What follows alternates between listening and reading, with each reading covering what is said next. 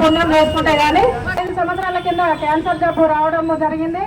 మా డాక్టర్లు 3 నెలలకే చనిపోతామని చెప్పడం జరిగింది. మరి అప్పుడు రోజుకు 4 గంటలు ధ్యాన సాధన చేస్తూ పూర్తిగా శాకాహారము గుడ్డుతో సహా మాంసం బంద్ చేసి శాకాహారం తీసుకోవడం వల్ల మన 15 సంవత్సరాల నుంచి ఆనందంగా ఆరోగ్యంగా మీ అందరికీ ఆదర్శంగా జీవిస్తున్నాను. దీనికి కారణము శాకాహారము. శాకాహారం తీసుకోవడం వల్ల మనిషి పూర్తిగా ఆరోగ్యంగా ఆనందంగా జీవిస్తాడు. ఎన్ని డబ్బులున్నా కూడా మనం ఆరోగ్యంగా ఆనందంగా ఉండలేము. మానవుని ఆహారము పూర్తిగా శాకాహారం మాత్రమే ఫ్రెండ్స్, అందరూ గమనించగలరు.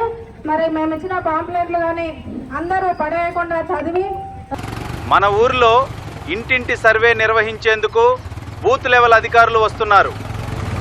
అందరికీ నమస్కారం. ఈయన బూత్ లెవెల్ ఆఫీసర్. భారత ఎన్నికల సంఘం ప్రత్యేక సమగ్ర సవరణ ఉద్దేశమేంటో సారు చెబితేనే బాగుంటుంది. మిత్రులారా నమస్కారం.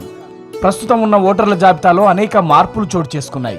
ప్రజలు తరచుగా వలసలు వెళ్లడం వల్ల ఓటర్లు 1 కంటే ఎక్కువ ప్రదేశాల్లో నమోదవడం, మరణించిన ఓటర్ల పేర్లను తొలగించకపోవడం వంటి సమస్యలు వచ్చాయి.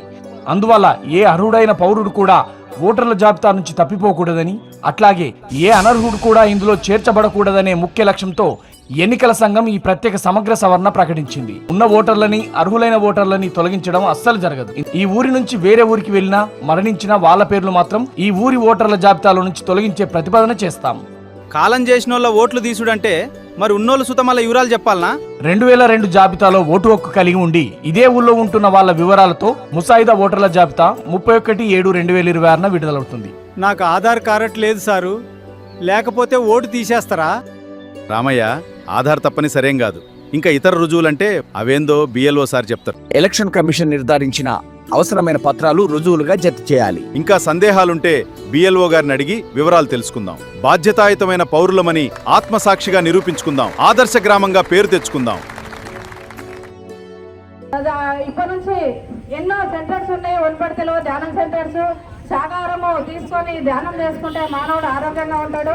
మరి ఏ జీవిని చంపే హక్కు ఎవరికీ లేదు ఫ్రెండ్స్. అందుకే మరి ఆపరేషన్ చేయించుకుని నాకున్న కిడ్నీ స్టోన్స్, సైనసైటిస్ ప్రాబ్లము నాకు మళ్ళీ 3 నెలలకే వచ్చింది. నేను డాక్టర్ని అడిగాను, సార్ 3 నెలలు ఆపరేషన్ చేయించుకొని మళ్ళీ వచ్చిందంటే ఏమీ చేయలేమని చెప్పన్నారు.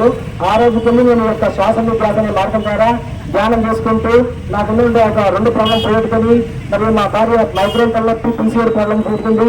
మరి మా బాబు మేము అందరం శాకాహారం తీసుకుంటూ ప్రతిరోజు ధ్యానం చేసుకుంటూ ఎంతో ఆనందంగా సంతోషంగా ఉన్నాం.